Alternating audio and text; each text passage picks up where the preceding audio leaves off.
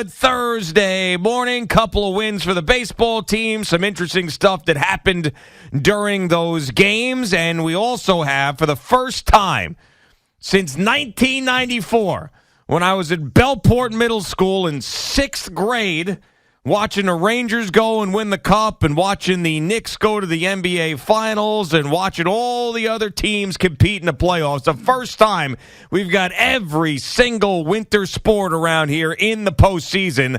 Islanders needed a miracle after blowing it the other night. They got it from the Blackhawks, and they take care of business last night. So they are in. Their seeding still has to be determined, but we are going to see, at least for a little bit, I don't know how long it's going to last, all 5 of these teams competing in the postseason. It's going to be a wild spring and something we haven't seen in a very long time. Boomer's back today. Good morning, Boomer. How are you? I'm doing great, G. And, I remember 1994. I was going into my second year as the Jet quarterback and spent a lot of time at the Garden for both the Knicks and the Rangers. As a matter of fact, went to every Ranger home playoff game, and I think I made at least 3/4 of the Knicks games plus Game 7 in Houston. Wow. So, I was like a Garden dweller, to say the least. Yeah. In 1994. And that, it's good. It's good that all these teams are in the playoffs, man. This is what you want. You want every fan engaged. And, last night for the Islanders, after their gift, it was bad enough that the Islanders lost in Washington. And I know that stung their fan base. It stung, of course, the players. I had talked to Matt after the game and everything. But, to see that Pittsburgh with Evgeny Malkin, Chris Letang, and Sidney Crosby lose to a bunch of guys that have been working at Safeway. It's like my Wasp hockey team. That's really what Chicago is. Chicago's trying to be the worst team in hockey along with the Columbus Blue Jackets, so they can get their hands on Connor Bedard, who will be the first overall pick in this year's draft. So obviously, the higher you finish, the more likelihood you are to get the number 1 pick in the draft lottery for the NHL. And the fact that Pittsburgh lost the other night was it's like amazing. But it just goes to show you that even last night, there were times where Montreal looked like they, had a chance against the Islanders. And Sorokin was great, as he always is. But it's great for all of us. It's great for hockey fans. It's great for basketball fans. And even last night in the NBA, 2 road teams won. Yes. Listen, ESPN in this play-in tournament, they are like sucking it's too much. Yeah, right. Every time you turn it on, that's all they're talking about. You would think it was the NBA Finals. You're right about that. You would think it was the NBA Finals. There's been some interesting stories in the play-in tournament. LeBron and the Lakers going overtime against his Timberwolves team that was absolutely in disarray. And then also last night, DeMar DeRozan's daughter. That is going to be the number 1 story nationally in sports today. Not for us, but nationally. DeMar DeRozan's daughter, who is screaming at the top of her lungs when the Raptors are making free throws. Now, obviously, it's DR DeRozan, and CBS Sports Network has some of her footage as she's there with her Sour Patch Kids. I believe she is 9 years old, and she's decked out in all the bedazzled Bulls stuff. And DeMar DeRozan, who used to be on the Raptors, now on the Bulls, and she's screaming bloody murder every time that the Raptors take a free throw, so much so that they were miserable at the line. They were miserable. Yeah, and you think she had the effect? She definitely did. There is no 2 ways about it. She definitely, they were like 50% at one point. I don't know where they finished last night, but she is just screaming. Every time they're lining, getting ready to shoot the ball.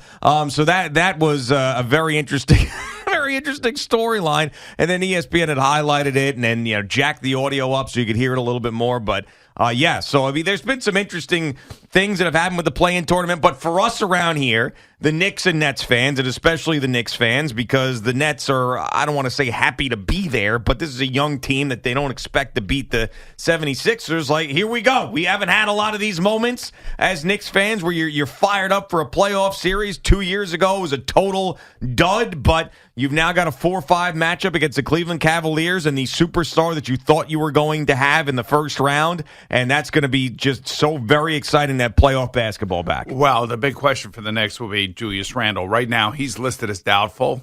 And again, I'm just going to go out and say he should not be playing unless he is nearly 100%. I don't want to see him out there at 85%. He doesn't do anybody any good at that point. He has to be 100%, and he has to be able to run. He has to be able to jump. He can't be favoring that ankle. Like, this is an all-in situation. Sure. And, the one thing I will say, and I've been saying it, that, at least there's a lot of movement on offense. The defense needs to be a lot better in the playoffs, and maybe Thibodeau will get, better defense out of his players.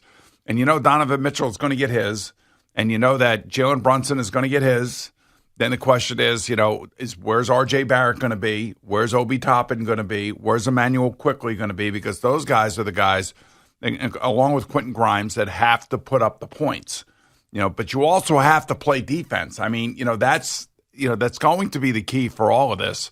As far as the Knicks are concerned. If they're going to give up 135 points a game, forget it. They don't have a chance. Right, especially against the Cavaliers, who are a very good defensive team, one of the best in the NBA. So that's going to be, Tom Thibodeau's teams usually play good defense. They haven't down the stretch. There hasn't been a lot of pressure on them to do so. So, maybe that is part of why they're giving up 130 points, in a couple of games towards the end of the season. But that's going to be really the story, is how much these teams ratchet up the intensity defensively. And the Cavaliers are going to bring it. There's no two ways about it. They're a physical defensive team, and they've got a guy in Donovan Mitchell that's capable of putting up 40 points every single night that he's out on the floor. So it's not going to be an easy task, but I think it's going to be a good series. I think it's going to be a long series. I don't see either one of these teams winning or 4 or 5. I hope so. I hope absolutely goes to 6 games, in my opinion. And if it goes to 7 games, dude. Yeah. This thing is starting on April 15th. Yeah, it's done in June. If it goes 7 games. It's ridiculous. Game 7 would be on April 30th. It's the dumbest thing ever. It's the dumbest 15 days to play 7 games? Ever. It's so... Well, think about games 1 and 2. Game 1 Saturday. 3 days. Yeah, Tuesday is game 2. Then we say this 15th to the 18th. We say this every year with the NBA first round. It's just it is way too spread out. You get no feel for the series, and they just continue to do the same schedule every single year, and they don't seem to change. I mean, I guess they like having as many standalone games as possible, or games where you're not competing against one another. To me, I don't know. It's just, maybe this is just me, but I'm thinking like the NBA fan wants back-to-back games, just like the NHL fan. I want back-to-back games. I want to be able to see. We still don't know the matchups yet in the NHL and the eastern side of the bracket. But, man, I want to see back-to-back games. I mean, I want to be all in. I want hockey all the time. I want basketball all the time. Sure. I mean, especially when you're talking about the first 2 games or games that you're not traveling. I mean, it's insane. I mean, think about the Knicks play on Saturday in Cleveland, and they got to sit there for 2 days. Well, who says they have to sit there? They can come home. Well, they wouldn't do that, would they? Are they going to sit there for 3 days? I don't know. They're not going to come all the way home and then go back. All the way home, it's an hour flight, and they have a private jet. I guess. I don't know. It'd be weird. It feels like that's a lot of travel. Come back and practice. You could practice there, can't you? Yeah, but maybe you just want to practice in the confines of your own practice facility. You tell me all the time that sometimes you're out there on the road, there's less distraction. That's you're true. Focused. Well, I don't know. For 3 days, I mean, like if you told me they were going to play, a day off, I would say yes. But, man, you're out there. So you're out there. You play Saturday, and you're going to be done early. So you'll be done before 10 o'clock. Yeah. And then you got Sunday, Monday to hang around and do nothing. But it's not L.A. It's not Miami. Yeah, you're in Cleveland. You can't get in trouble that much in Cleveland. Oh, yeah, you can get in trouble anywhere. You could, but not as bad. I'm not talking about them getting in trouble because they're going to be focused. I'm not worried about it. Yeah, they'll be fine. They'll be focused. It's just a lot of time, man. It's a lot of logistics. And in a way, maybe it does help that it'll give Julius Randle maybe another week. Yeah. And maybe he's the savior in this whole situation. I can't believe you just said that. But he may be. Yeah. I don't know. Look, I just want him to be 100% healthy. I don't want him to be Willis Reed. He doesn't need to be Willis Reed. Right. He because he's in his prime and he's had a good season. And they have Jalen Brunson to determine who's getting the ball. I would just say he's got to be 100%. Yeah, depending on how Game 1 goes, I think that might determine how soon you see Julius Randle. Like, let's say they get trucked in Game 1, the Knicks. Now, I don't think that'll happen, but let's say it happens. Then you might get a Julius, you got to get out there. I don't care. You got to get out there. Like, this is the playoffs. You Dude, got to fight through it. And here's what's going to happen. If that does happen, and that is a possibility, I'm not saying that it's not, because I'm sure he wants to play and he wants to atone for the Atlanta series. There's no question about that. But what I don't want to see is a guy coming out there with an 85% ankle and missing shots. Yeah. And taking shots. You know what I mean? It's like my man John Starks in Game 7. Well, Stop shooting. Yeah. You got to realize either you have it, you don't, well, shoot or shoot. Yeah, but not in the last game of the season, for God's sake. I know. I mean, you're great. We love you, but you got to stop shooting. I mean, so that's all. I'm sure he feels the pressure that he wants to play. We've all been there, and all I know is that a hindered Julius Randle will hinder the Knicks. That's all I know. Yeah, I think that most people agree with that. But at the same time, he is going to do whatever the hell it takes to get out there. And maybe you're right. Maybe the fact that if they had played game 2 on Sunday as opposed to Tuesday, he would have missed, just one game as opposed to 2 games. So maybe this wacky, stupid schedule does help Julius Randle out. Maybe it benefits the Knicks. I don't know. Maybe it does. But, and then I have to... I think I know how I'm going to feel either way if they win or lose this series, but it really depends on how the series goes and how many games it goes. But there's no doubt there's going to be legitimate frustration on my part and the Knicks fan base part if Donovan Mitchell dominates this series. It's just that is the thing I don't want to see. Well, listen, that's why you have Jalen Brunson, you have Josh Hart, you have Quentin Grimes, and they're all going to have to play defense. They're all going to have to get their points. But, the rotation's been good. It's been fun since Julius has been out. It's been really athletic. It's been up and down the court, and it's been fun basketball to watch. I just hope that the defense can hold up their end of the bargain and the rebounding, of course. So I don't know. It's a close matchup, and you're right. I believe 6 or 7 games here. Well, let's hope so. I mean, if we have another repeat, I thought that the Knicks had a chance to win in 5 against the Hawks a couple of years ago, and then the Hawks just crush them. But that was a series that a lot of people had predicted that was going to go 6 or 7. I think most people believe that this one can go 6 or 7. But remember what happened in that series? Trae Young went crazy. He went crazy. Well, Trae Young's still going crazy. Yeah, he's just yelling at his coaches. That's all. And by the way, they may end up trading him. Yeah, I mean they got some issues down there with him. They certainly do. I mean it is, and they're not hiding it. No, they are not. They ended up winning, their first play-in game, which was, keeps their season going. But yeah, there are some issues. There are also some issues in Dallas, and maybe Luka Doncic is the next superstar that shakes loose in the world of the NBA. And maybe he wants to team up with Jalen Brunson at some point again. But these guys there's always the next one. It's always, you think there's not going to be any movement, and then all of a sudden you get Luka Doncic, you get Trae Young, you get this, you get that. And I think the difference is we've referenced 1994 a lot. I mean, the difference between 1994 and now is the feeling of what these teams are capable of. Now, I do think that there's a lot of Ranger fans that think that they could win the Cup this year. From my perspective, and when I think back to 1994 and I think to today, we had Mark Messier and Patrick Ewing. Yeah.